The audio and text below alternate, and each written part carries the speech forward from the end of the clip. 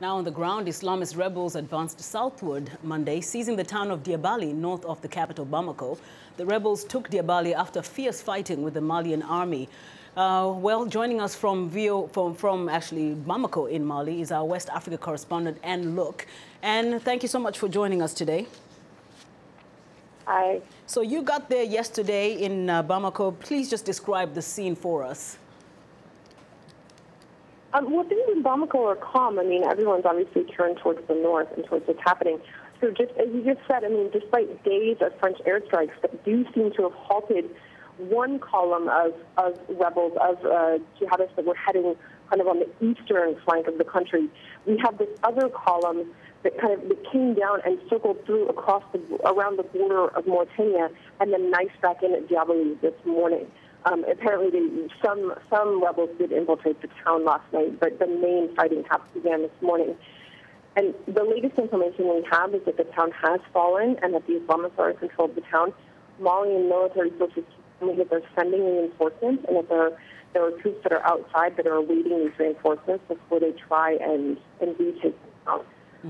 Diabali is about 350 kilometers from Bamako, and it's kind of the doorway into Ségou, which is like the main city before you hit Bamako, and it's also the site of a very large military camp. Now, the advancement by these Islamic rebels, they're getting closer and closer. Any concern being raised about who is fueling at least their weaponry? Yeah, there's a lot of concern. I mean, the reports that I'm hearing today are that the rebels that are fighting in Diabali are apparently incredibly well armed and incredibly strong fighters. But then we're also hearing too that there wasn't an extremely strong Malian military presence in Diabali as well. So very difficult to say. And I also want to get into what we've been hearing about some of the rebels now planning to attack the forces that are being, or at least that are being scheduled to come into Mali to help, including France, Germany, U.S. troops, and also the other African-based troops. We've mentioned Nigeria, Senegal, Niger, Mauritania, Burkina Faso. This threat by the Islamic rebels to attack them. Can you give us some more insight into that? The spokesman for Mujal, which is one of the jihadist groups in northern Mali, I mean, he all out taunted France today, telling them to come down and fight like men on the ground, and promising that he will, as he said, quote, open the gates of hell for France and its citizens around the world. I mean, keep in mind, this is not the first time these groups have threatened France, but now they are pledging to take this fight to French citizens wherever they are.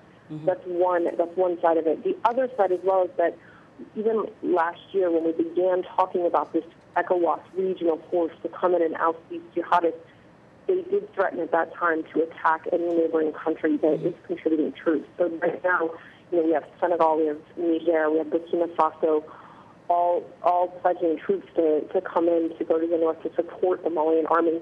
And so obviously those countries also are taking precautions to protect their own borders. For example, Burkina Faso has deployed 1,000 soldiers just to that border with Mali to keep the conflict from spreading into their countries, but also, high alert in the capitals in the region, to prevent any terrorist attack. In supporting Mali, which is a different case from his reaction to what happened in the Central African Republic, President Hollande said that if they do not intervene in Mali at this time, it could become another Afghanistan run over by jihadists. Is that a general feeling around there? What are you getting? When the jihadists began their offensive last week, it was definitely, the French came in, and the word here in Bamako is that had the French not stepped in with their airstrikes and stepped in rapidly, then Sévaré would have fallen, which was the Malian military outpost that's right up under the occupied territory, and that would have cleared the way to come to Bamako. I mean, the truth of the matter is that the Malian military at this moment in time is still fairly divided, fairly weak, fairly not ready. And so they needed assistance, and the ECOWAS troops that are coming are obviously not here yet. All we have are pledges of troops. No one has shown up yet. So despite last year, all this anti-French sentiment and the sentiment that they didn't want international help and the Malian military to handle it itself, the French intervention has been fairly well received here in terms of, it was what had to be done. Okay. Very briefly before we let you go, and what are the residents of Bamako saying? Are they really on edge about what could be happening any day now if the rebels advance? No, not really. I mean, the city is fairly calm, and everyone's watching the north to see what happens. You know, I've sensed there's actually a lot of excitement or happiness that something is being done. You know, this crisis has dragged on for, you know, nearly a year. I mean, keep in mind, next week will be the one-year anniversary of the launch of the Tuareg Rebellion. So, you know, after all that waiting and all that time and watching the situation get worse and worse, you know, I think there is a sense that at least something's happening, you know.